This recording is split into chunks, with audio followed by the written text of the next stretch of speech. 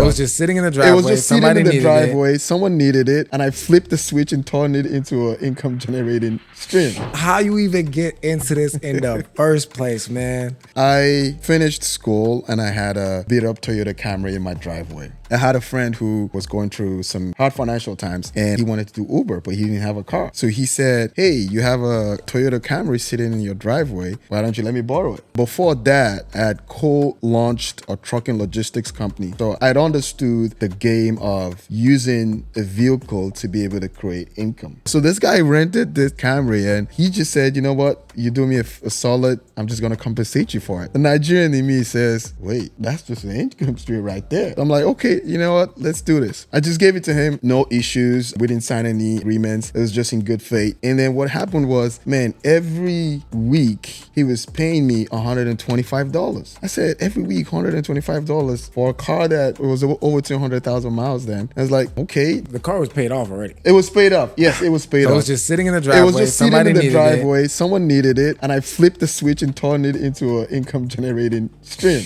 And a lot of people may think, oh, it's $125. But bro, that's $125 that was sitting a week. So if you think about it, I was bringing in literally $500. The important piece as a business owner is you have to understand that every single dollar that you can bring in that's not tied to a physical activity is a plus. So I sat down here thinking about it, and one of my homies who I always bounce idea from, and I was like, you know what? I could go hard in this thing. And the Toyota Camry actually ended up getting into an accident. So that's some of the learnings. After how many weeks of successfully renting it though? About 5 months.